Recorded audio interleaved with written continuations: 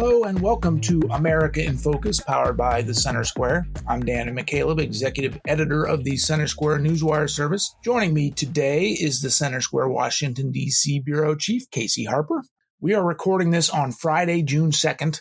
Casey, late last night, Thursday, June 1st, the U.S. Senate passed a debt limit increase measure that already passed the House and is now heading to President Joe Biden, who is expected to sign it into law perhaps as soon as today or sometime this weekend. Critics of the federal government's overspending say it doesn't do near enough to cut government spending and slow the U.S.'s rising debt. Tell us what to make of all this. Yeah, it's kind of unclear what to make of some of it, but we're seeing some really interesting alliances forming here. You know, Rand Paul and Bernie Sanders coming out vocally on Twitter, agreeing for different reasons. It kind of feels like an old era of Congress, honestly, where you have, you know, a lot of Republicans voting against something, but then a lot of Democrats voting for it. Not at all along party lines. Lots of different reasons cited for why people can't vote for things.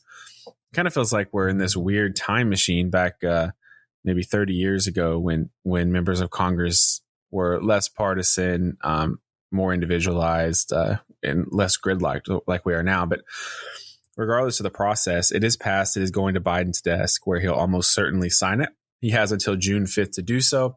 That's like the deadline that U.S. Treasury Secretary Janet Yellen has given him to get, giving Congress and by extension the president to get a debt limit hike in place or risk defaulting on the national debt obligations, which would be really bad for the economy, which would be really bad for, you could think of it like our national credit score, right? Which right now we have a perfect credit score, but it would be really bad if we missed a payment is the way to think about it. But it looks like we're going to avert that now. It could come at some cost to Kevin McCarthy's speakership, which we can get into. But you mentioned the criticisms, and there were plenty. As I said, both the Democrats and Republicans were critical. On the Republican side, they said it doesn't cut spending enough. These debt limit increases in a lot of conservative Republicans' minds are probably their one chance to actually get some spending cuts in place, because otherwise we just have this kind of never-ending congressional machine that passes these continuing resolutions that increase the debt. And then when a Democratic majority gets in place, like under Biden's,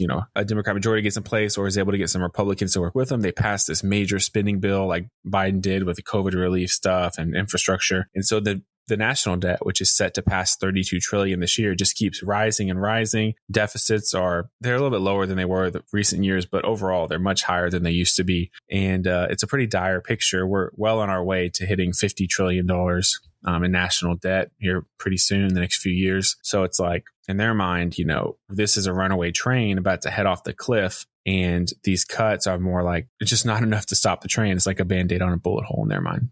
Republicans in this measure, we'll talk about Speaker McCarthy and the ramifications for him in just a minute. The Republicans did get some concessions in the package, but not near as much as what, for example, the Freedom Caucus wanted, or more fiscally conservative Republicans. What were some of those concessions that they got in the bill?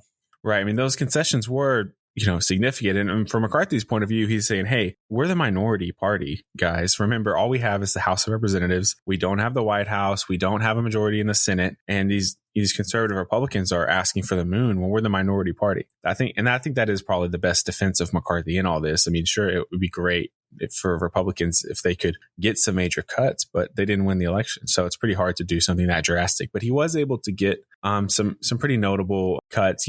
One thing that has been really controversial, but kind of a pet issue for Republicans, has been increasing work requirements for welfare recipients, for some food stamp recipients. So he was able to get that. There's a cap on non-defense spending. There is a limit on defense spending increases.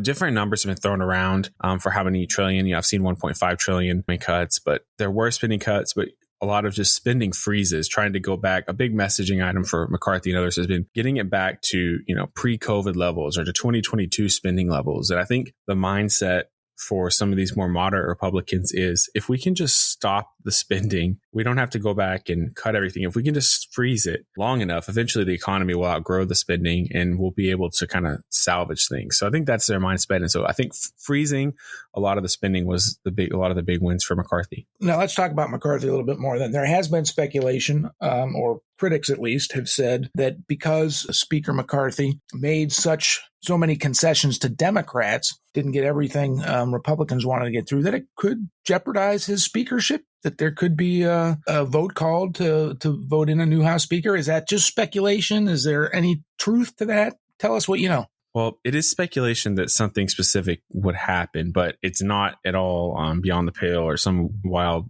claim, because I'm sure you remember, Dan, we talked about it at length on this podcast, that McCarthy was barely able to get the votes needed to be speaker. Remember, it was day after day after day of these no votes. It was kind of this wild, unprecedented thing in modern politics.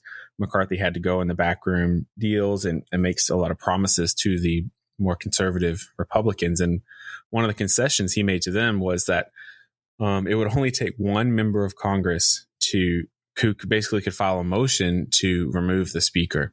Right. And so I would not be surprised at all if, next week there is some coalition of Republicans who are trying to oust McCarthy. They're really upset with him. They feel like he didn't hold the line enough. Some of them, I think, were willing to default, and they knew that Democrats did not want to default.